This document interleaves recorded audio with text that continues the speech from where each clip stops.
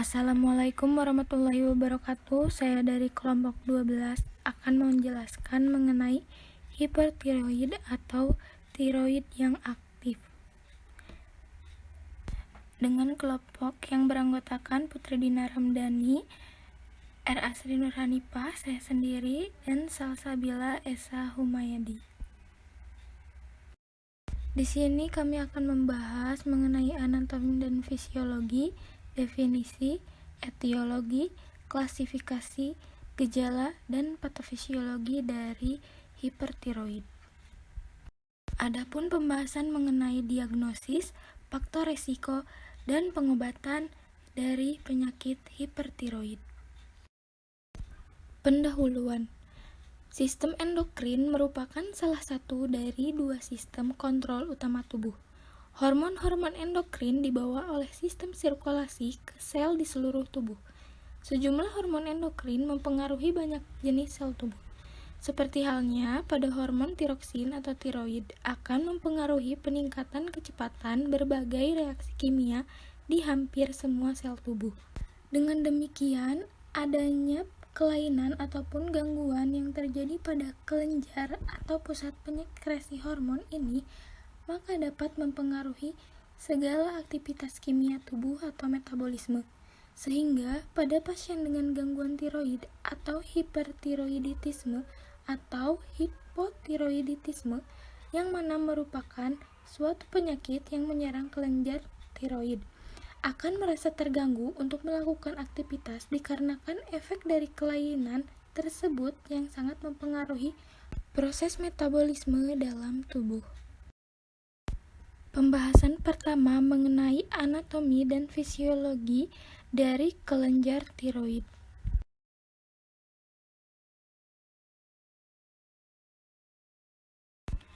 Kelenjar tiroid merupakan organ yang bentuknya seperti kupu-kupu dan terletak pada leher bagian bawah di sebelah anterior trakea.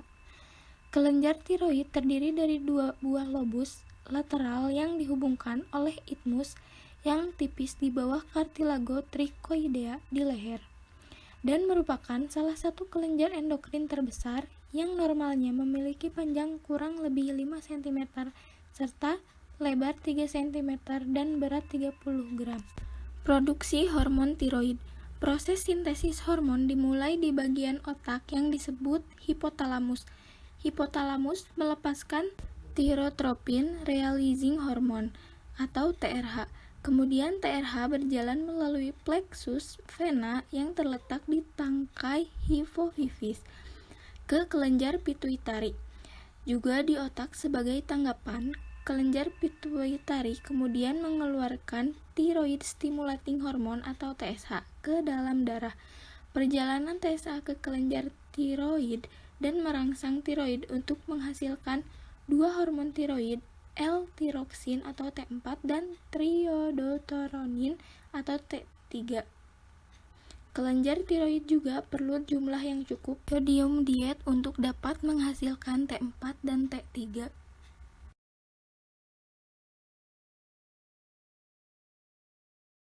Fungsi utama hormon tiroid T3 dan T4 adalah mengendalikan aktivitas metabolik seluler.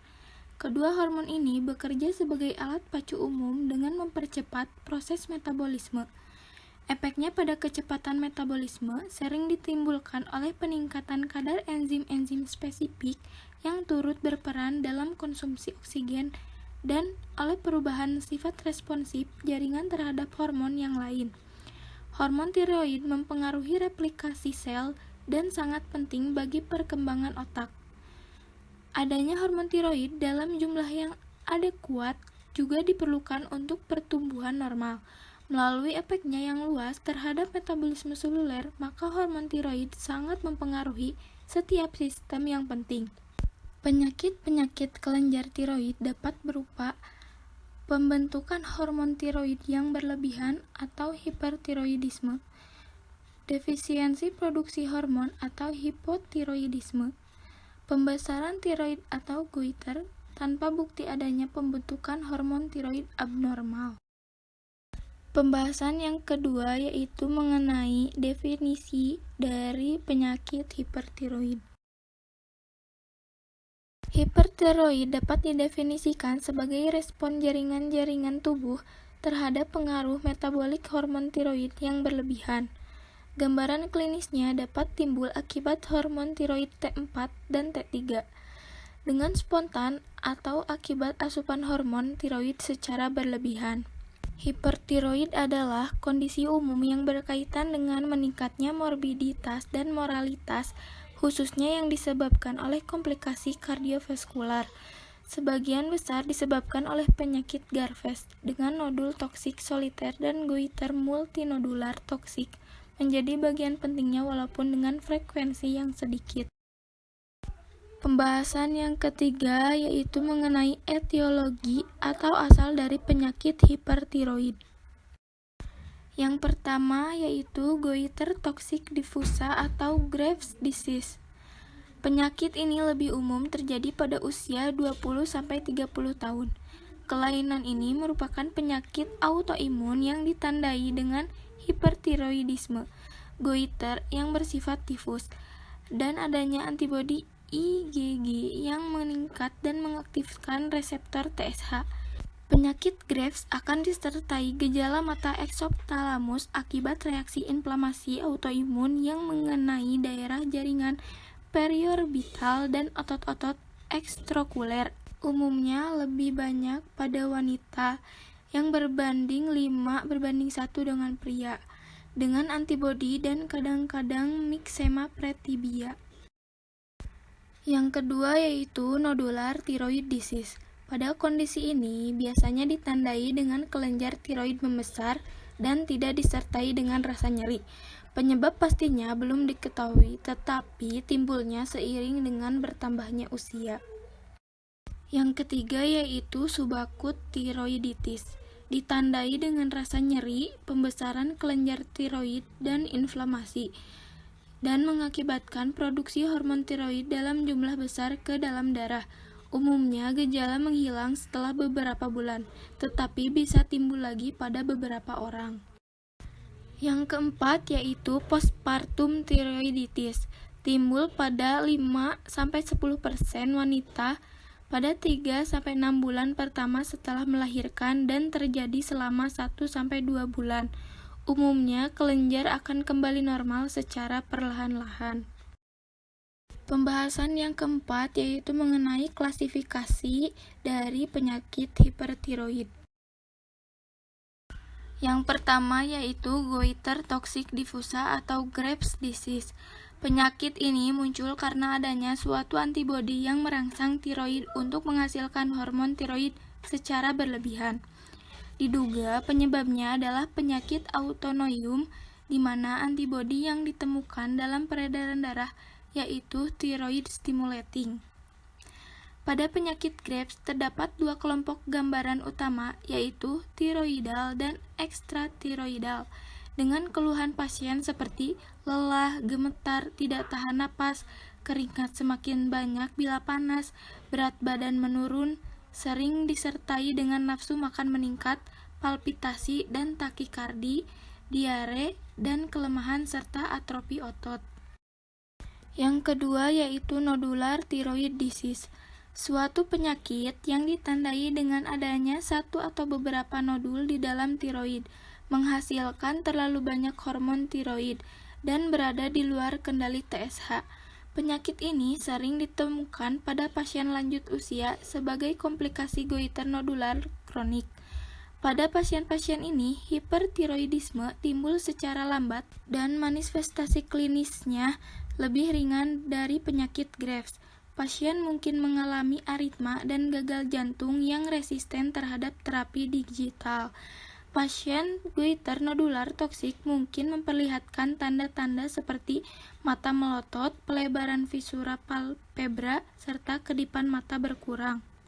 Pembahasan yang kelima yaitu mengenai gejala yang terjadi saat terjangkit penyakit hipertiroid. Bisa kita lihat dari tabel berikut ini yang merupakan gejala dan tanda pada penyakit hipertiroid menurut Semiarji.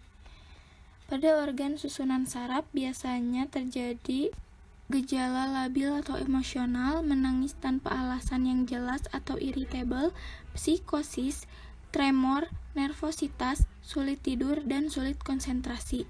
Pada organ mata, pandangan ganda dan melotot. Pada organ kelenjar tiroid, yaitu pembesaran tiroid. Pada jantung dan paru-paru, sesak napas atau dyspnea, hipertensi, aritmia, berdebar-debar, gagal jantung, tekanan nadi meningkat atau takikardi. Pada saluran cerna, sering buang air besar, lapar, banyak makan, haus, muntah, berat badan turun cepat, dan toleransi pada obat. Pada organ sistem reproduksi, tingkat kesuburan menurun, menstruasi berkurang, tidak haid, libido menurun. Pada organ darah limpatik tulang, limfositosis, anemi pembesaran limpa, pembesaran kelenjar limpa leher, osteoporosis, epifisis cepat menutup, dan nyeri tulang. Pada organ otot, lemah badan atau tirotoksik, periodik paralisis, refleks meningkat, hiperkinesis, lebih mudah capek, dan tangan gemetar. Pada organ kulit, berkeringat tidak wajar atau berlebihan di beberapa tempat. Pembahasan yang keenam yaitu mengenai patofisiologi atau penyebab dari penyakit hipertiroid. Seperti yang diperkirakan, pasien hipertiroidisme mengalami peningkatan lajur metabolik basal. Terjadi peningkatan panas yang menyebabkan pengeluaran keringat berlebihan dan penurunan toleransi terhadap panas. Walaupun nafsu makan, ada asupan makan meningkat, terjadi akibat sebagai meningkatnya kebutuhan metabolik. Berat badan biasanya berkurang karena tubuh membakar bahan bakar dengan kecepatan abnormal. Terjadi degradasi neto, simpanan karbohidrat, lemak, dan protein. Penurunan massa protein otot rangka menyebabkan kelemahan.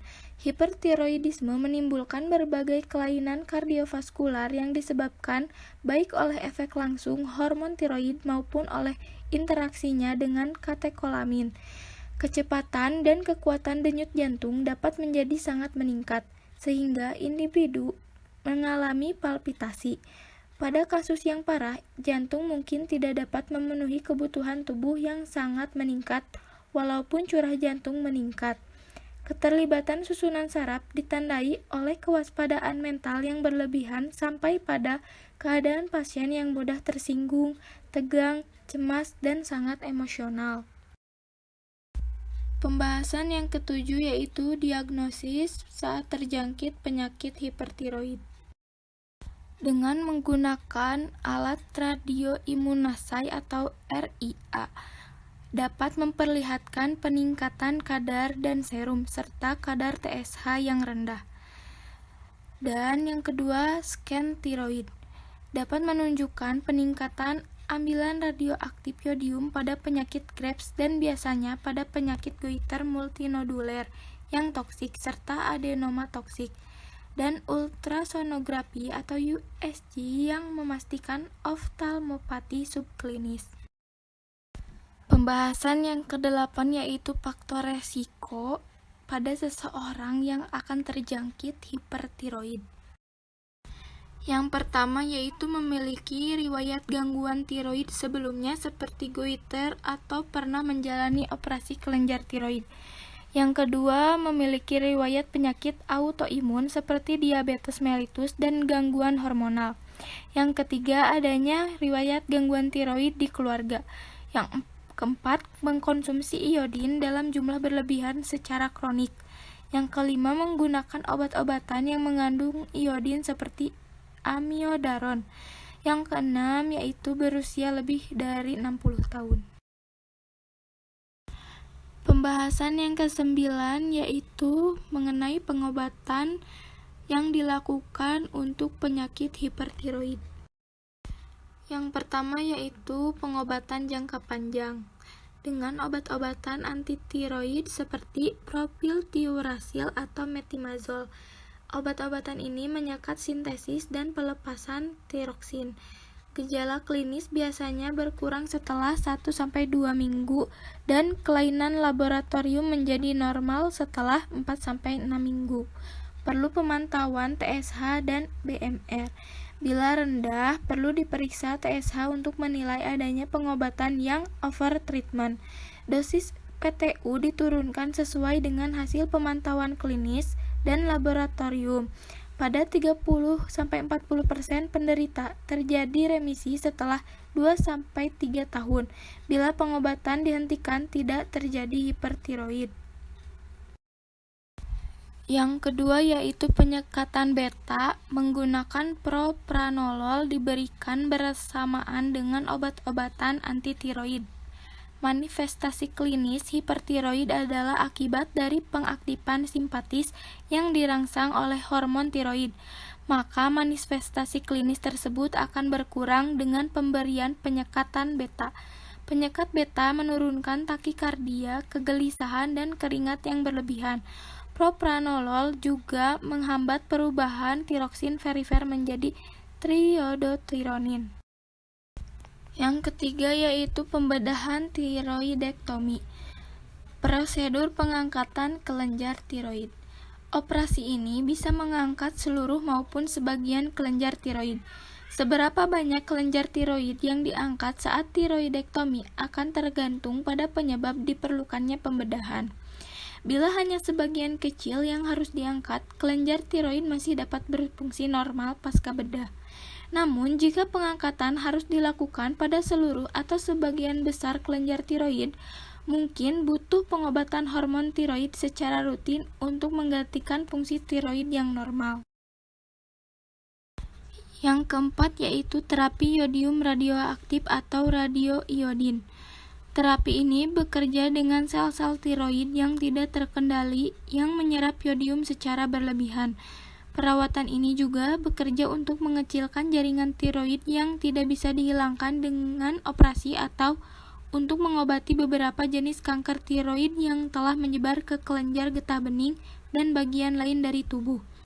Menurut dari American Cancer Society, terapi radiasi membantu pengidap kanker tiroid papiler atau folikuler yang menyebar ke leher atau bagian tubuh lainnya untuk hidup lebih lama.